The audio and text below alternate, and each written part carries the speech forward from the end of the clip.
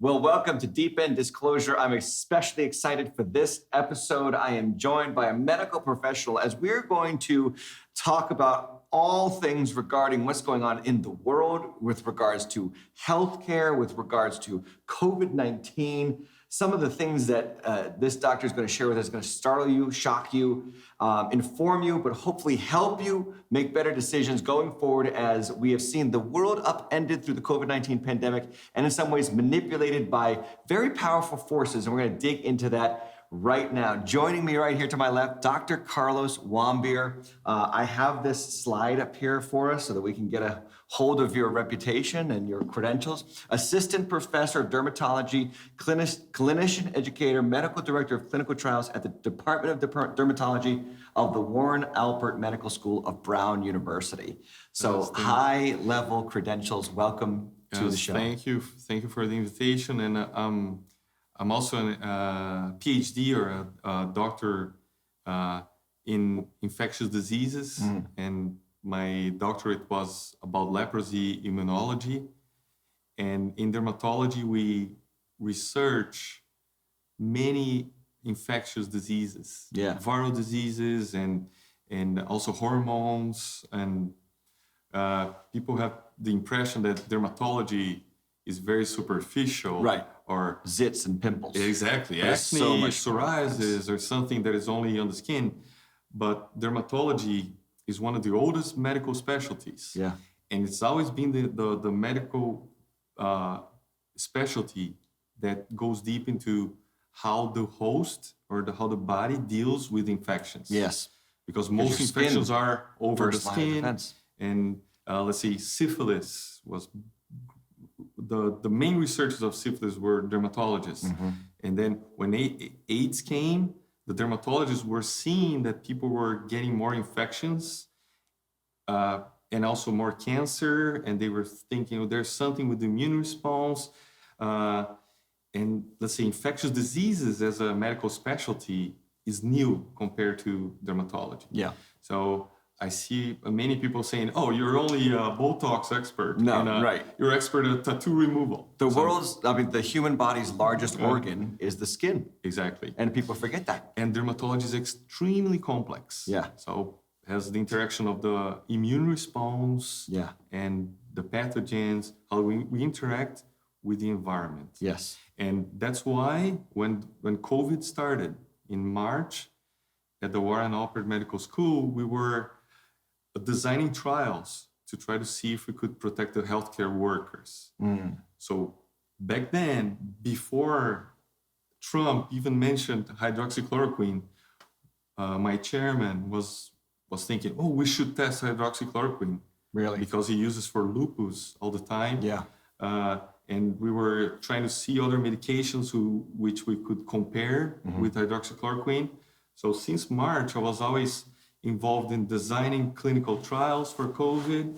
And then I started helping some Brazilian researchers that reached out in April, 1 month after we started publishing some articles about COVID and how the hormones, the male hormones, they're tightly related to the infection. So let's say we noticed that men that are more bald, they are more prone to having more severe infection. Really? Yeah. And you noticed that early on in the pandemic? Early on. So right after we started the theory, we were looking for data from hospitals. And then in Spain, we have some hair researchers who were taking care of patients there was this huge surge of COVID in Madrid. And then they wanted to collaborate with us about the theory. So we said, can you check how many patients are admitted that have baldness or not? And we published all those articles. And later on, there were more studies that showed that baldness is really one of the factors that determines the outcome. So say someone is in the hospital, there's two men, one that is bald, with a head full of hair, and the other one that is bald.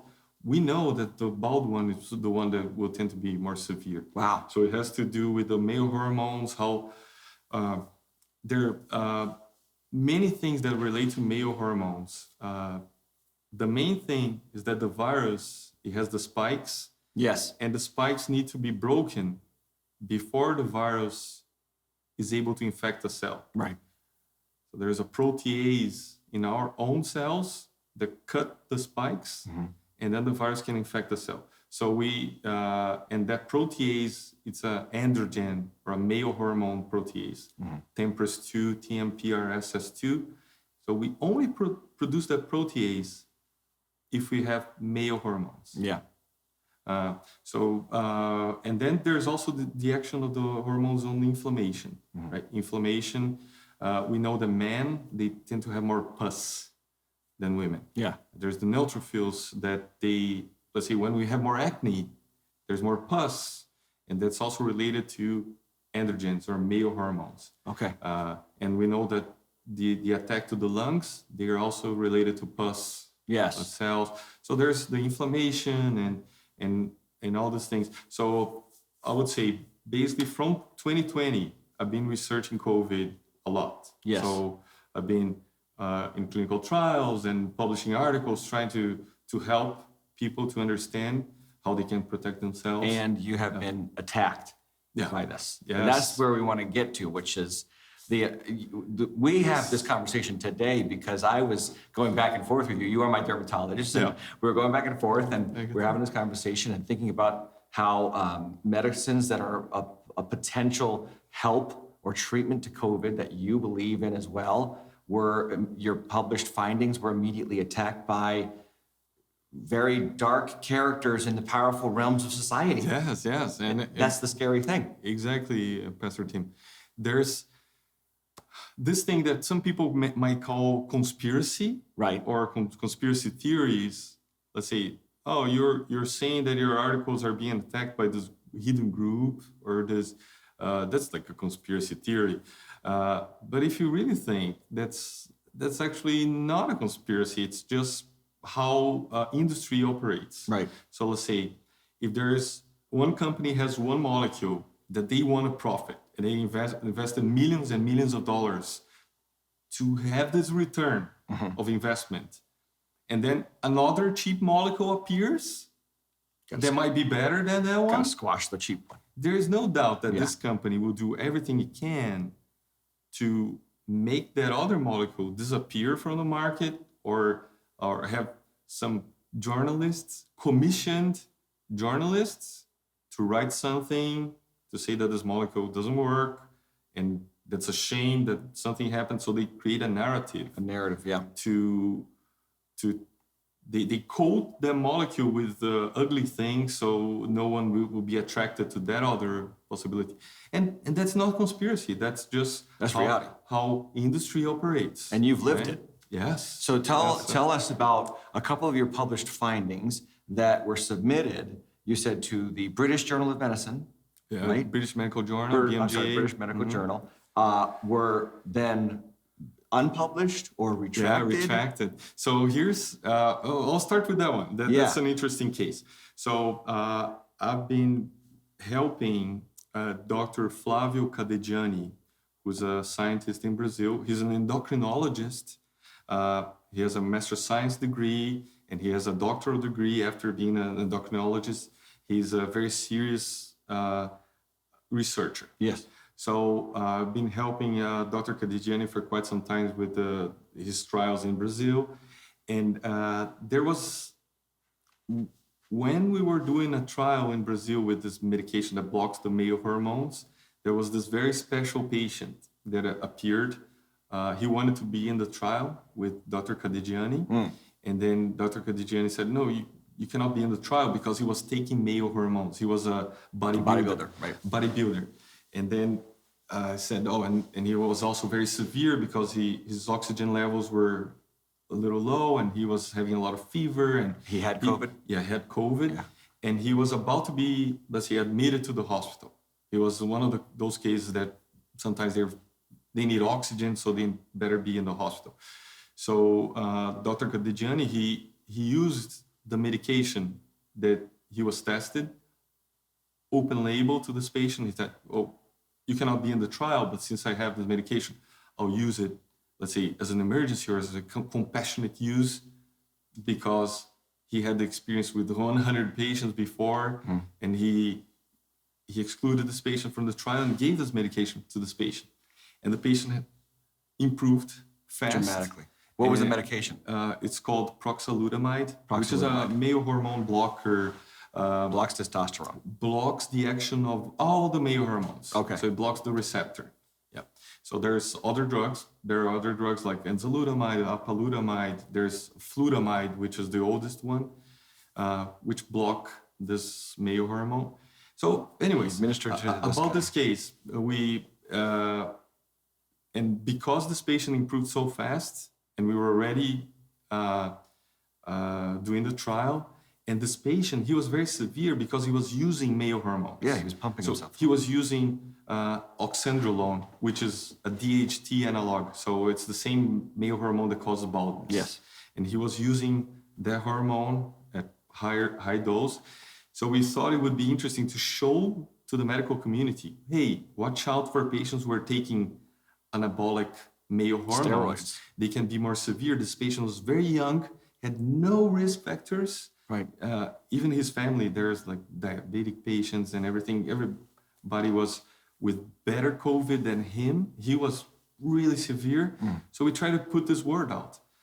But then we mentioned there that we used proxalutamide and he improved fast and everything. So after almost 1 year of this article, which was a case report, a single case report, that article started being attacked by the BMJ, the British Medical Journal. So it was published in a journal called BMJ Case Reports. And then the BMJ, the editorial of the BMJ, wanted to remove that article from literature and wrote a media story.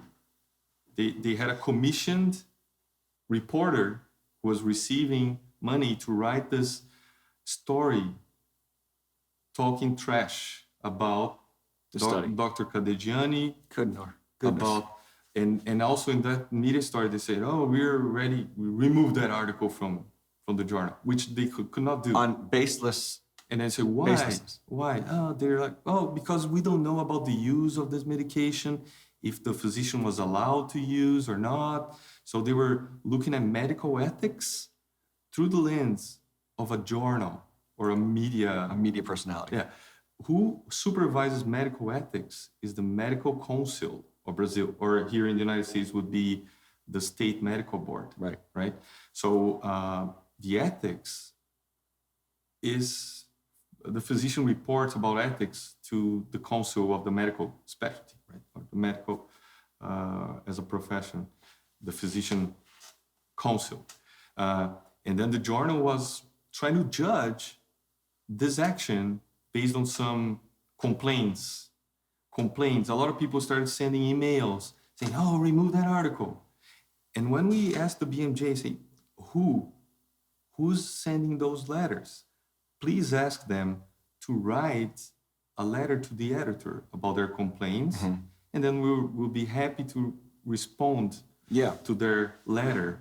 And what happened then? They said, oh, like we cannot say who they were.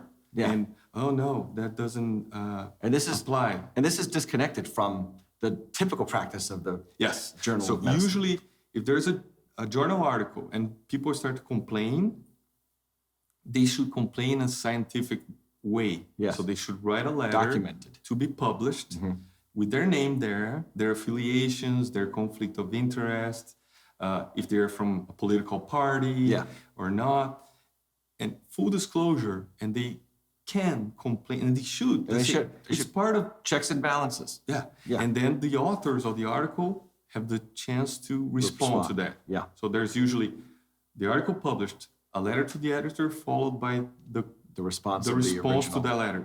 And that all is published. So I did that so many times my whole life. So I when I see an article that I don't agree, and I think that's a valuable discussion, I write a letter to the editor, because questioning is part of science. Yes, that's right. And you should point, oh, why did you use the medication at that dose? Why? And then there's the response, oh, now I get it. So which undermines the whole narrative of the science is settled. people when they say the science is settled. No, science That's is disconnected. always Never settled. always changes. Yeah. We're always learning. We're learning. With every step we're learning. Hopefully we're developing for human flourishing, not the flourishing of corporate profits. Exactly. Which brings us to, so that was your first experience with kind of somewhat of an attack and or censorship of genuine findings around medical treatments for COVID-19. Yes. And that was early on in the pandemic. Early on, and actually that one was in about November of last 2020. year. Oh, 2021. 2021. Okay. But it was published in January, or it was almost 1 year 2022. after it was published. Okay. We were attacked by the British medical journal media part. Really?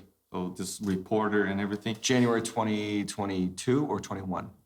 21. 21. So, okay, way back before then. Way back. So we're, as I'm the corresponding author, I'm still fighting with the BMJ case reports. See, don't retract. Let's open this to discussion. Yeah. You cannot censor. This is censorship. Right. If you convince me that there was something wrong with the article, I'll be the first person to say, yeah, this is like trash. But let's open the discussion. Yeah. So you've also found that not just in that one particular case, but through several other, because you're one of the chief researchers on. Yes. On so there was another article that was also published. I think it was published around February of 2021. I don't recall exactly, or March. Yeah. It was an outpatient study about proxalutamide. The same trial that this patient wanted to participate, but he was not part. The bodybuilder. Yeah, when the trial finalized, then we published that one in the journal called Frontiers in Medicine, which is a company that is based on Switzerland. And they have this open science proposal of, let's say, the authors, they go through peer review, and if it's accepted, there's a fee that the author pays to make it open, so people don't have to buy the article to read.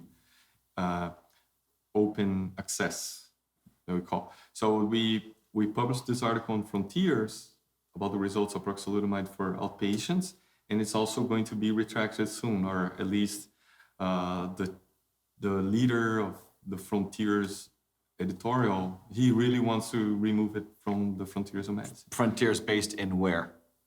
It is based on Switzerland. Switzerland.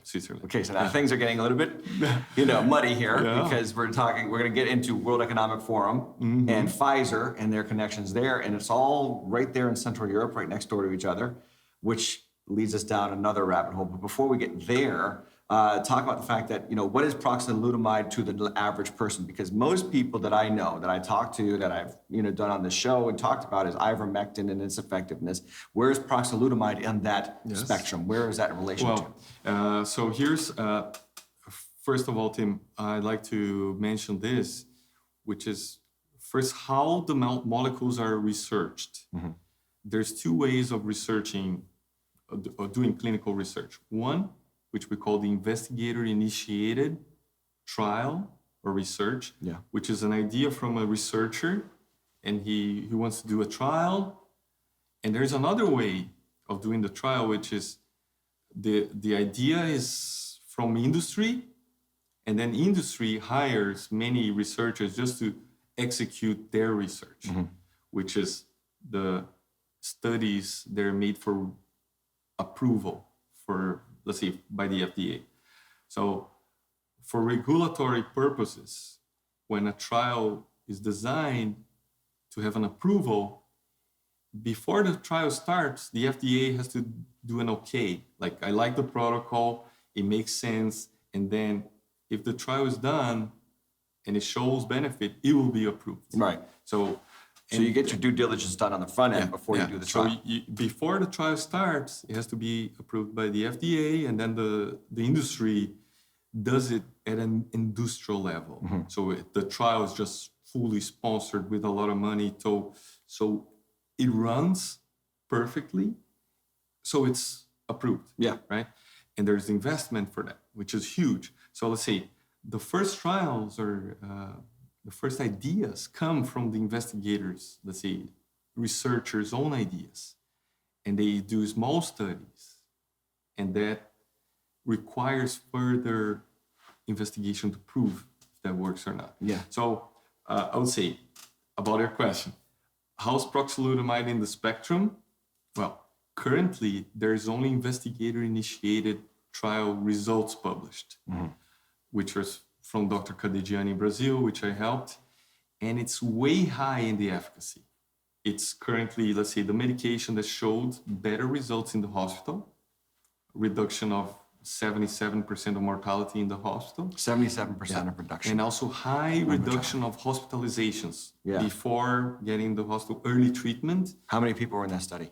The hospital studies, over 600 patients. 600 patients. Over 600 patients. Administered Proxalutamide. and 77% reduction in mortality. Reduction of mortality, yes. So it could have saved millions. Exactly. That's the crucial thing.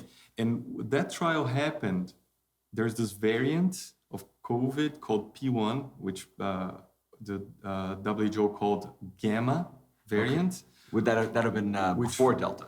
Yeah, before Delta. Alpha, beta, gamma, delta. So Delta was considered weak. Yeah. Gamma was considered the most lethal. Really? Okay. Like really the most severe of the variants. And that started in the Amazon, in the forest, or in Manaus, right there in the rainy forest. In Brazil. Like hot, humid, right? No, the winter there is not exactly winter. Right. It's just more cloudy and with more rain. Yeah. And because COVID kills more in the winter. Yes. Right?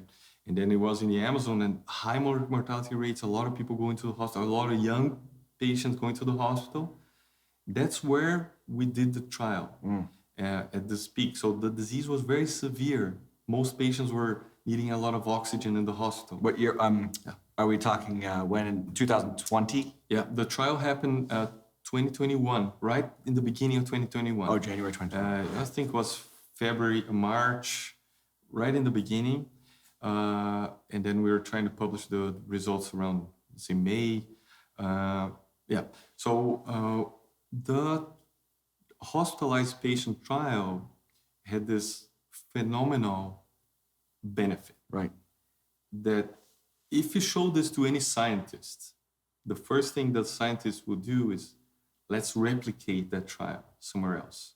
Let's love the results. Yeah, validate it was basically in a single state of a single country. Yeah. So let's replicate and let's validate. do it now. Yeah. It's the drug that has the most benefit that we know currently. So it should be studied. And there are so many other molecules.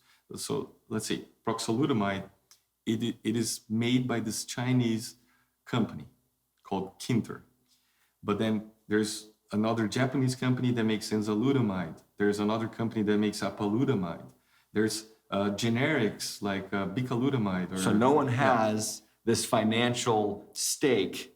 No singular entity has a financial stake in proxalutamide. Yeah. And that's always a problem. Yeah, exactly. For the powers that be. But then there are many other molecules. For example, enzalutamide has been tested in Sweden by this strong urology group that used enzalutamide for prostate cancer, metastatic prostate cancer, resistant to chemical castration. And then they started this research there in Sweden. And we as researchers, we're waiting, anxious to see the results. Yes, sure. Because that would show to the world that it works. Many molecules do the same. Sure. If you block the the androgen receptor, you save lives. Yeah. And then they stopped their trial early. They were in this phase that they were recruiting some 45 patients. Before reaching the 45 patients, they were in 42 patients. They stopped the trial and they said, this doesn't work. Stop all the anti-androgen trials in the world. All of them around the world. Because of their results with 40 patients. Wow. And they were going to the media, they were posting things on Science magazine, say, oh, we proved to the world that anti-androgens don't work. And this is in Switzerland? In Sweden. Sweden, I'm sorry. Sweden. Okay, yeah. But there was a study in Switzerland about outpatients.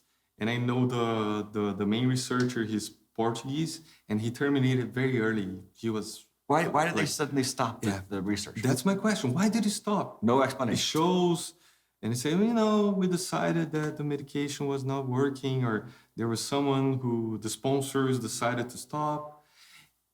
And the Sweden group, they did this trial called Covidenza. COVID-19. And I wrote a letter to the editor to point out all the benefits that the authors didn't mention. Mm-hmm. So they did their own study. They were hiding the benefits and saying, this doesn't work. Trust me, it doesn't work. Oh my And then goodness. they say, I'll tell you something. The only patient who died of your trial was the patient who was not taking enzalutamide. Only one. Wow. But then there were only 10 patients on that group. So that's 10%. 10% of mortality versus 0 mortality on enzalutamide. And then when we looked at the data, they only had one severe patient on the control arm. And it was open label. The patient, everybody knew which medication. It wasn't a blinded study. The patients knew if they were taking enzalutamide or not. Yeah. So there was only one severe patient that was enrolled that didn't get enzalutamide. All the other severe patients, they got enzalutamide and they all survived. What about that one?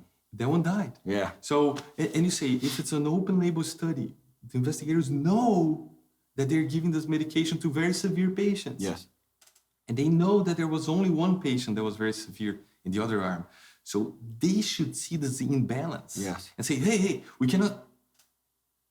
And this one, no one died, and they were very severe. And this one, the only patient who was severe died. Yeah. And when they wrote the article, they hid that.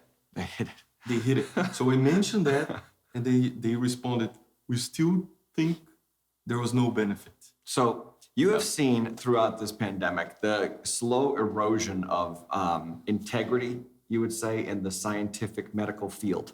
Yeah, I wouldn't say that it's exactly the integrity, because, you know, sometimes some researchers, for example, the enzalutamide researchers there in Sweden, maybe they were following strictly to the integrity.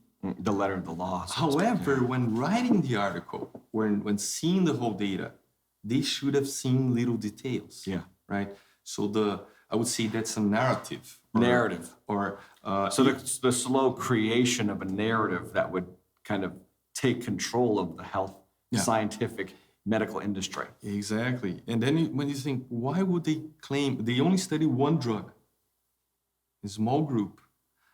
How did they expand their conclusions to all the anti-androgens of the world? Yeah.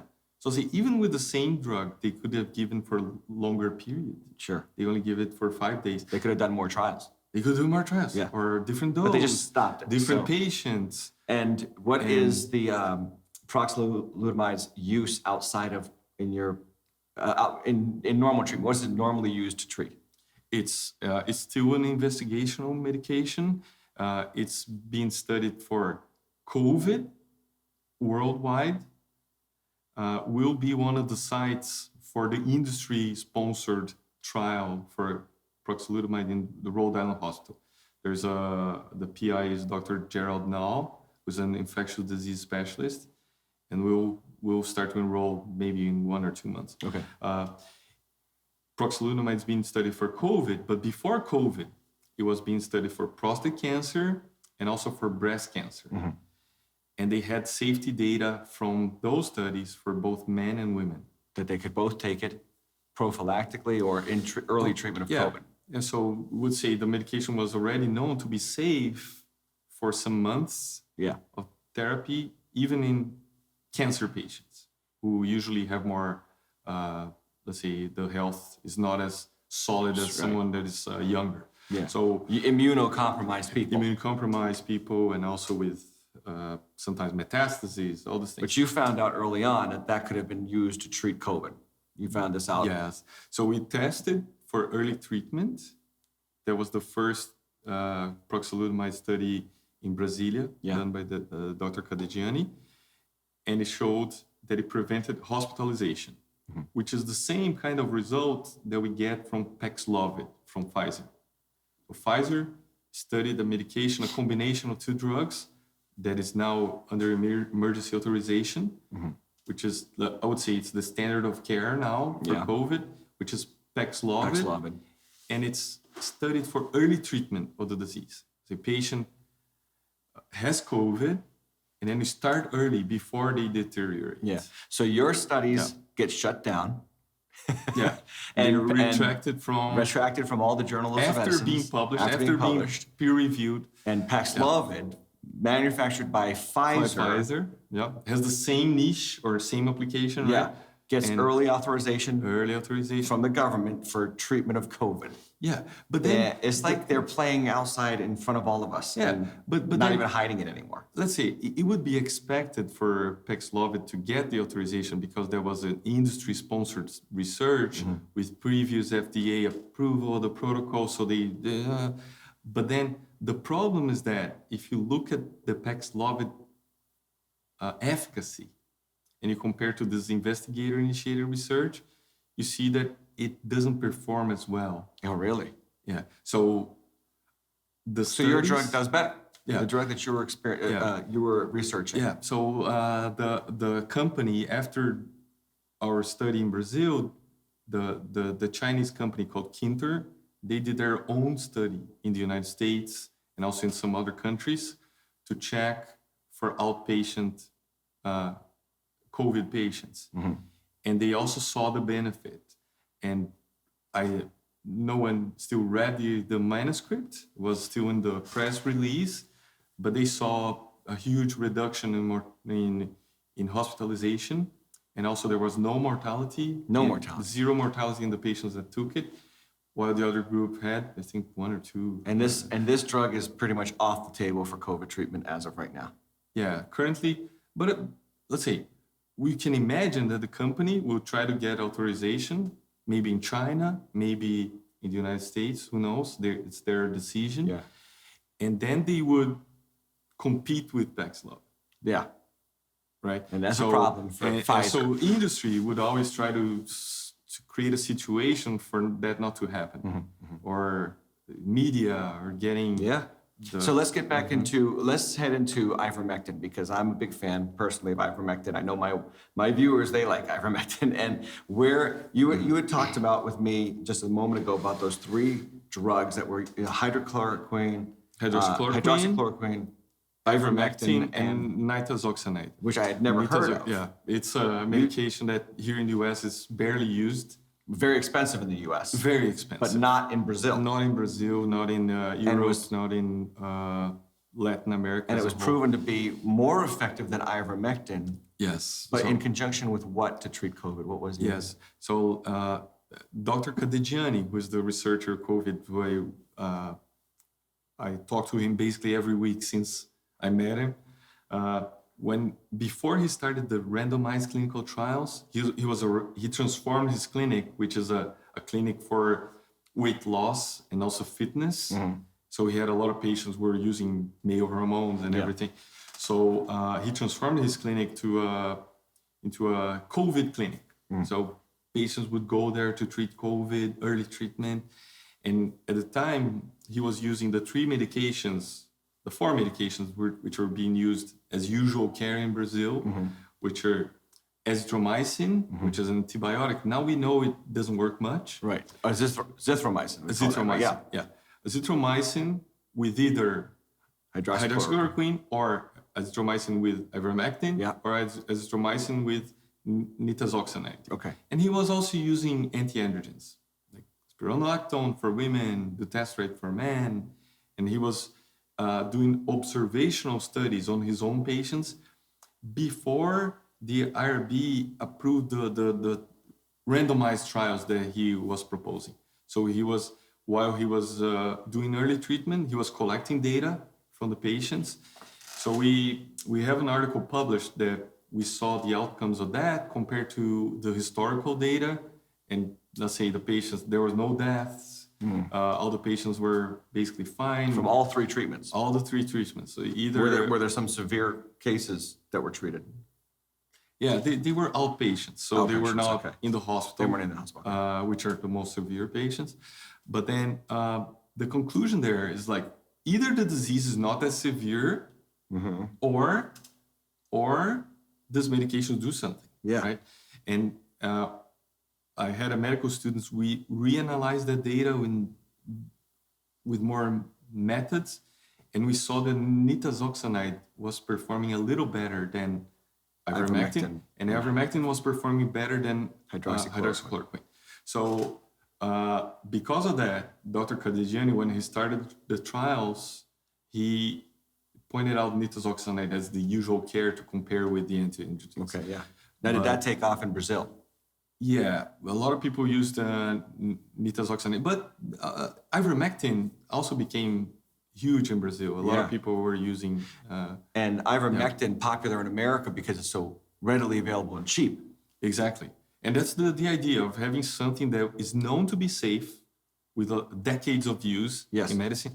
So we know it doesn't cause cancer, it doesn't cause liver damage, doesn't cause convulsions, doesn't, safe. We know the interactions with other drugs, and then repurposing or using it off-label to treat a viral infection makes complete sense. And so ivermectin is viciously attacked in this country. People, all over the world. Yeah, and they call it the horse dewormer. Yeah, in Brazil too. Or this narrative is shaped around it. But you were telling me that this has been, and I knew this already, but I didn't know the fact that dermatologist has been using ivermectin for decades. Oh yeah. Dermatologists on humans are that's the main prescribers of ivermectin of all the medical specialties. Yeah. So we use it basically for scabies, for alopecia. No, for rosacea. Rosacea, yeah. There's a topical cream with ivermectin that many patients use to reduce their redness. Right. Because it kills some mites on the skin.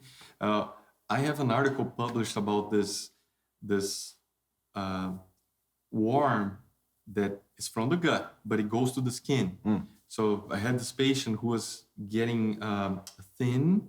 He was taking steroids, corticosteroids, because he had some nerve pain, and he started losing weight. And when we saw his back, he had many tracks on his back. Really? Like little lines. Like burrows? It wasn't burrows is more superficial, like scabies. Okay. Yeah. He had these lines that they almost look like striae. When someone's growing too much, it grows stretch marks. Yeah. So that patient they called me in the leprosy clinic, and I say, oh, that's strongyloides infection or... worms. Some worms that were going to his lungs, they were going all over his body, and they were on his skin, and we could measure let's say, if we put a line, the worm is here, after 5 minutes, we could see it moving on his whole skin. So I gave him ivermectin. When he came back next week, the guy was stronger, more muscular, perfect health, no worms anymore. I published that article. And, we use it all the time. So let's say, if a patient is going to take a steroid, like dexamethasone or a high dose, or for continuous use, we usually give a dose of ivermectin just to prevent this larva occurrence or hyperinfestation with worms. Right. So we use it all the time in dermatology. Now, the only problem with ivermectin in the corporate medical world is that nobody owns the patent anymore. Yeah, it's generic. It's generic. Many people, you can get it anywhere. Nobody's making money on it. Exactly. So what happens is the World Economic Forum and Pfizer team up. Yeah. Why not? This is where we are right now. They were meeting in Davos like 2 weeks ago to figure out how to run the world from a centralized location. It's led by Klaus Schwab, yes. Klaus Schwab. Who I actually have a quote here from the beginning of the World Economic Forum here, which is, this is Klaus Schwab saying to billionaires in a very secretive room, but they have it on YouTube. You can see it. The future is not just happening. The future is built by us, by a powerful community as you have here in this room. We have the means to improve the state of the world. And you wouldn't mind it so much if the guy didn't have on the panels right there with him the CEO of Pfizer. Yes. Like he's right there in cahoots with also Bill Gates. And Bill Gates. And which basically supports the WHO, which is also an international organization. Yeah. So it's interesting to see how transparent they are. So I would say it's not exactly a conspiracy. They're playing it out in the open. It's just very transparent for everyone to understand. It's easy to understand how the money that is under the WEF or Pfizer and how Pfizer is Foundation funding, Bill Gates funding, and build the future. Yeah. So they have their agenda. And this is where Christians get very intrigued because now you're looking at a guy with this really weird German accent, which is kind of eerily similar to the last century, the problems that we have in Germany.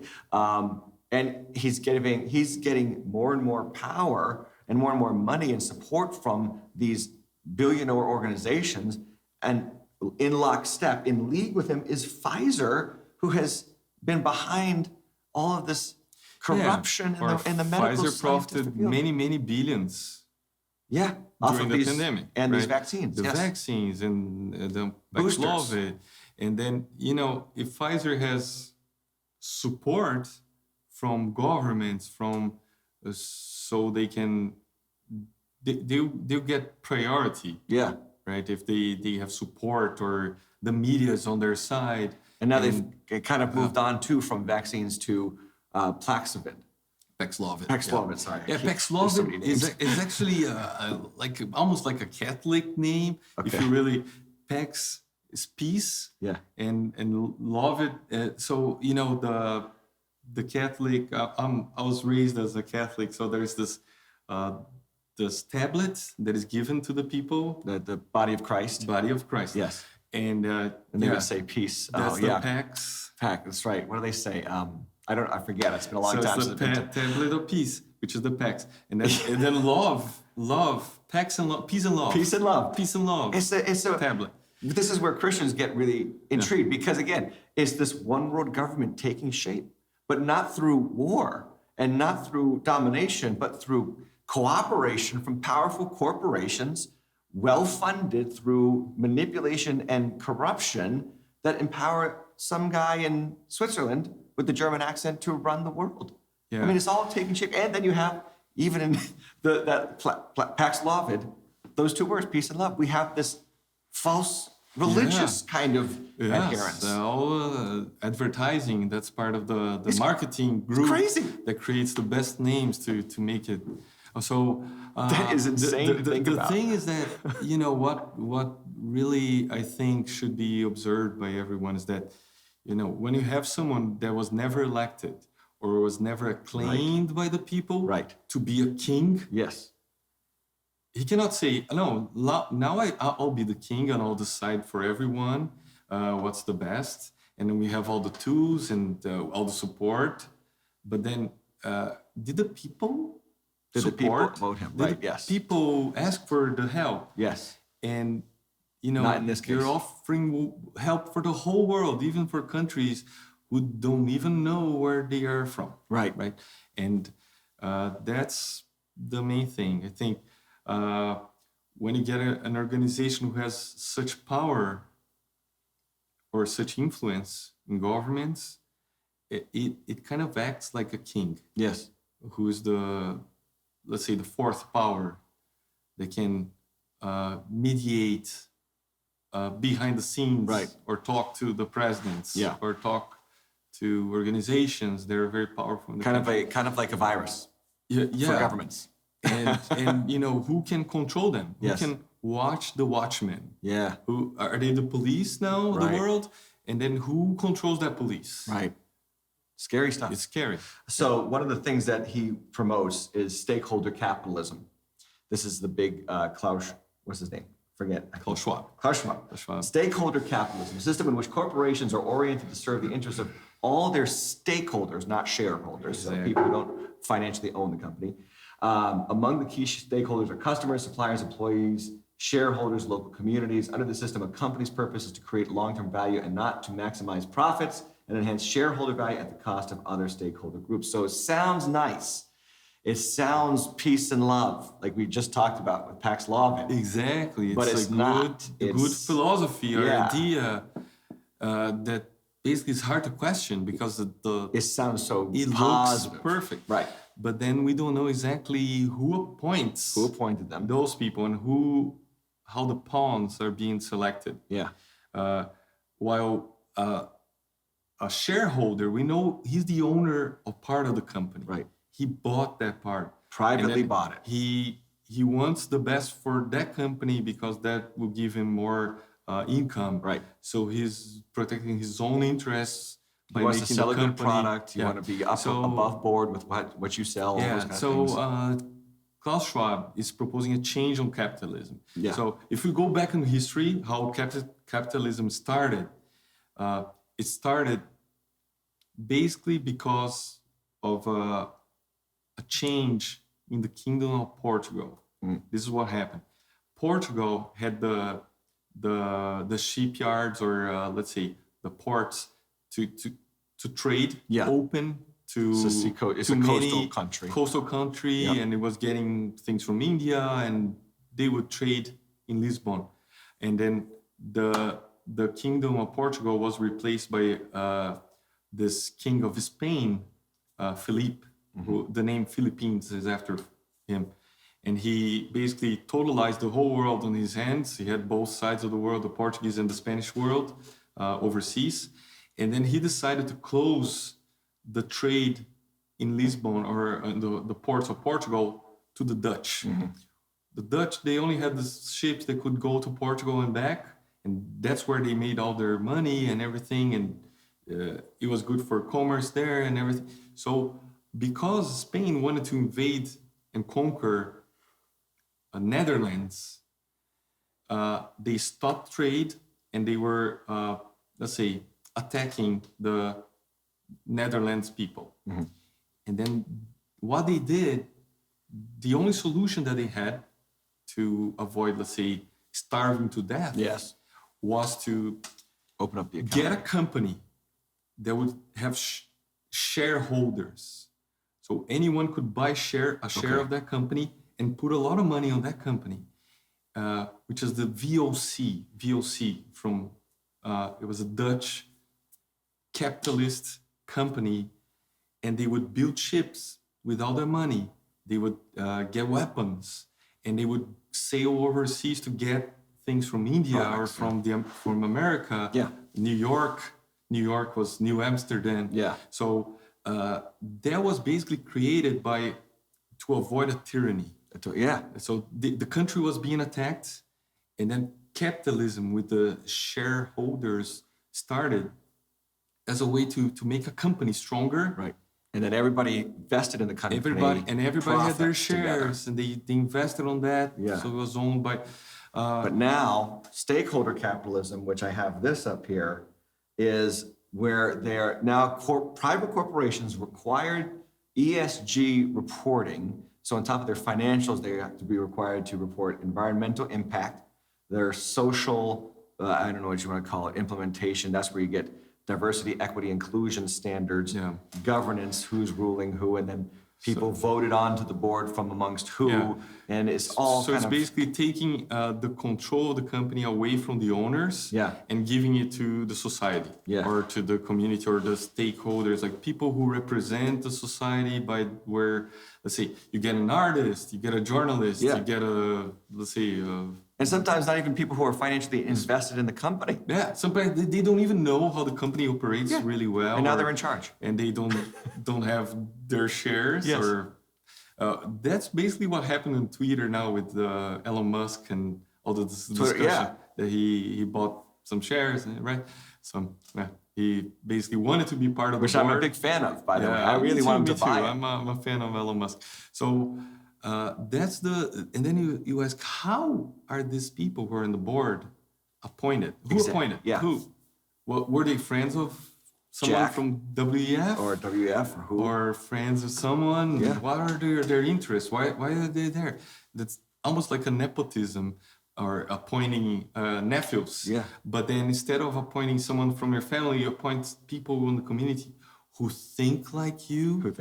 Or who want the same narratives, the same strategy And that's a little risky because then what about the other part of the population that thinks on the other? Then you get to social credit systems, which is why I say that's the pipeline through.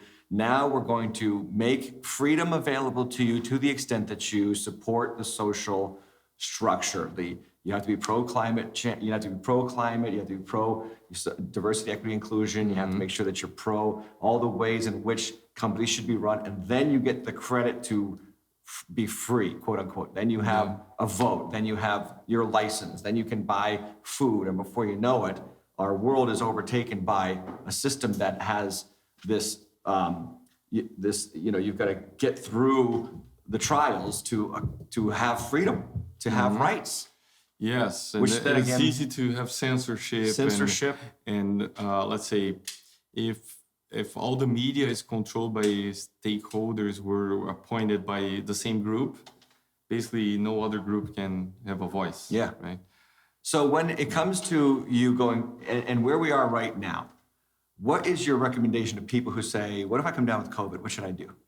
Let's circle back now because we want to take care of people at the end of the day. Well, the first thing, got COVID, should be as fast as possible. You should look for your PCP or the physician who will take care of you because everyone is different. Yeah. There's no single guideline for everyone.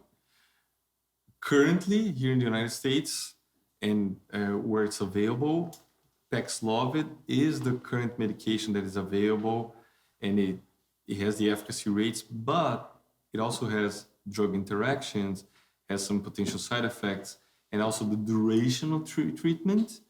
Some patients, they improve, and then after they stop, they rebound. So there's more testing to be done about the length of the therapy. There's an antidepressive medication, which is also studied here in the United States. Which one is that? I forgot the name now. It's okay. But it also showed results. The researchers tried to get it approved for emergency authorization, but that medication can be used off-label, right? What's the name? Forgot. And then, ivermectin is also one of the medications that can be used off-label. Yeah. However, it is one of the medications which are being targeted as like, oh, you're using that's you're ashamed. Yeah. So even the physicians, unless you're in a state that you're protected by the state to prescribe be free to exert medicine, right? Let's say physicians can be, insurance companies or the state can go after them and say, oh, why did you prescribe this? So it's currently, hard to get ivermectin. Yeah. It's almost like there's it's been blacklisted. Yes, right. For that. So I would say ivermectin, on my point of view, it is not the super high effective drug. Okay. But it's certainly better than nothing. Let's say if someone wants to take a Tylenol and thinks that's enough, depending on their age and everything, it's better to try to use something that has shown in trials or to have a potential to improve their outcomes. And ivermectin is on that list, but there's studies on both sides.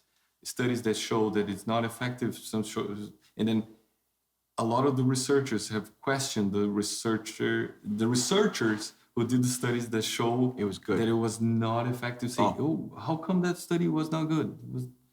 Who sponsored your study? Yeah, right. Who was behind this? Because all the other studies, they showed that it's good, and then suddenly there is a study that shows that it's not good. Right.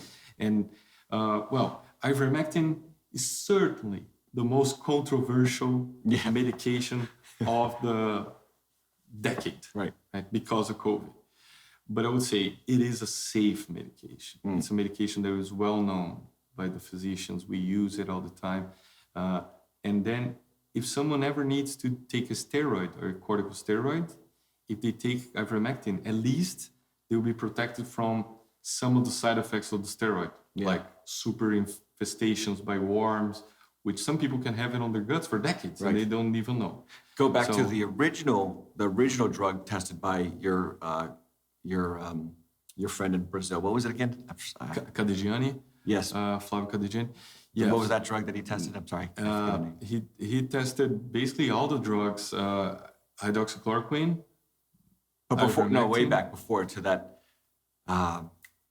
the one for cancer patients. Oh, proxalutamide. Proxalutamide. Can we get that?